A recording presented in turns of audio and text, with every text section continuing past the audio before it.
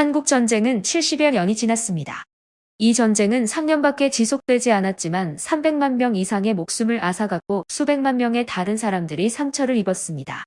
전쟁의 결과는 수천 년 동안 통일된 한 나라의 장기적인 분열이었습니다. 군사적, 경제적 각도에 대한 분석이 많이 언급되었으므로 저는 여러분들에게 정당성에 대한 다른 관점을 주고 싶습니다. 이것은 민감한 주제이기 때문에 여러분들이 너무 멀게 상상하지 않기를 바랍니다.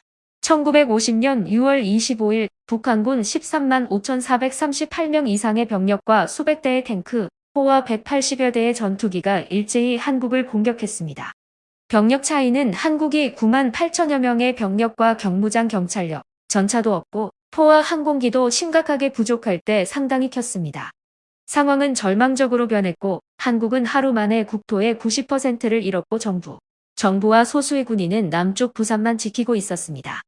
그 다음 사태는 미국이 주도하는 유엔군 개입, 북한의 붕괴를 초래한 반격, 북한을 구하려는 중국의 기습적인 개입으로 38선 분단을 이끌었습니다. 미국이 주도하는 유엔군 개입에 따른 한국의 눈부신 탈출이 눈에 띄었습니다.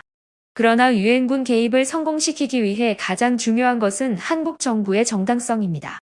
이는 다음과 같은 4가지 문제로 분석될 수 있습니다. 첫째, 한국 정부는 서울 수도와 국토의 거의 90%를 잃음에 불구하고 항복하지 않았습니다. 한국 지도자가 망명하고 북한군을 이양하기 위해 어떤 종류의 연립정부의 권력을 넘겨준다면 한국 정부의 정당성이 영원히 훼손될 것이기 때문에 이것은 매우 중요합니다.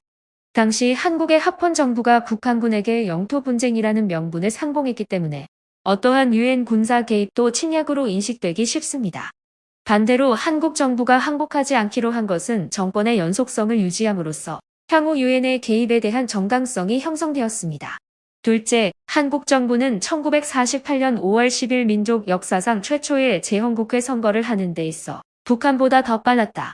이 행사의 정도는 현대 한국 정부 역사상 가장 큰 규모로 볼 수 있는데 이는 한국 정부의 정당성을 부여했기 때문입니다. 현대 국가 수립 절차에 따르면 가장 중요한 것은 선거입니다.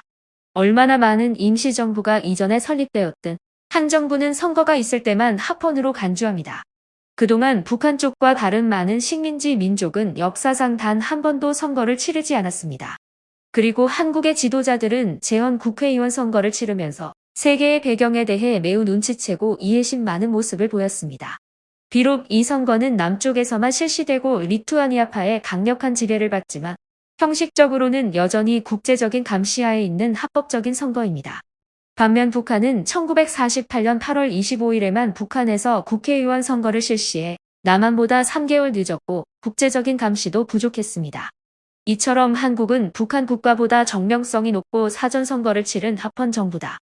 그들은 북한이 4.5 선거를 하는 것을 마치 분리주의처럼 추론할 수 있습니다. 북한과 소련이 1948년 5월 10일 북에서 치른 첫 재헌국회 선거를 불허한 것도 조선민족을 분열시키는 행위로 해석될 수 있습니다. 또 다른 작은 점은 한국의 유명한 태극기가 사실상 오래전부터 민족의 통일기였고 김일성 자신도 처음에는 태극기를 사용하여 붉은 별기로 바뀌기 전에 정치운동을 했다는 점입니다. 셋째, 여러분들은 두 지도자의 정당성, 한국의 이승만과 북한의 김일성에 대해서도 더 살펴볼 수 있습니다.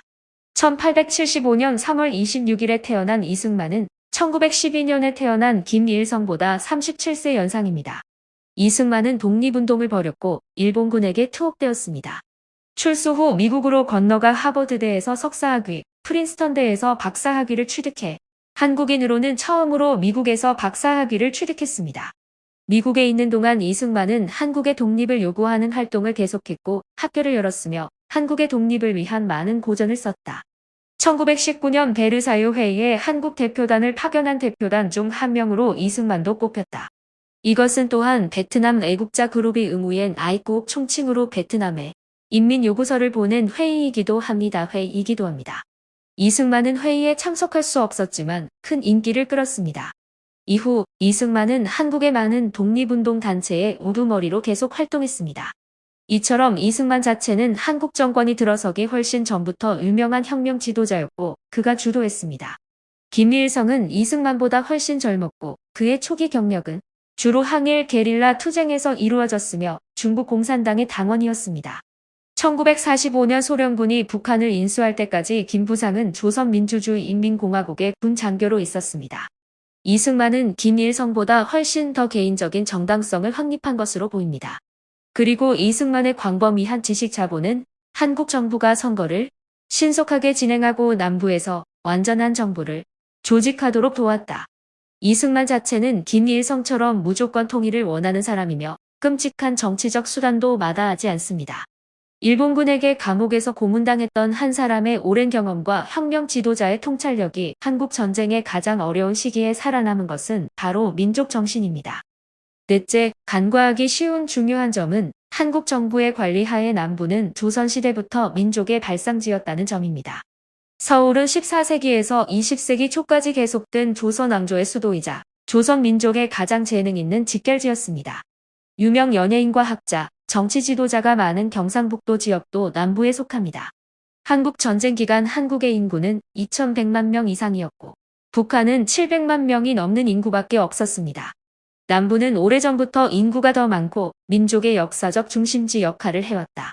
북한은 일본으로부터 많은 산업시설을 물려받았음에도 불구하고 민족사의 중심지역으로서 남부의 정당성을 능가하지 못하고 있으며 군사력을 막론하고 정당성이 있어야 대국을 장악할 수 있습니다. 그리고 정치적 투쟁과 전쟁의 결과는 수백 년 동안 지속된 역사적 요인에 의해 크게 영향을 받았습니다. 국가의 존속이나 소멸은 외국이 참여하는 짧은 분쟁보다는 장기적인 과정의 결과로 보아야 합니다. 앞으로 조선 민족의 통일은 한반도 남쪽 부분의 정당성, 경제적 역할, 역사적 중심 역할을 분명히 고려해야 할 것입니다.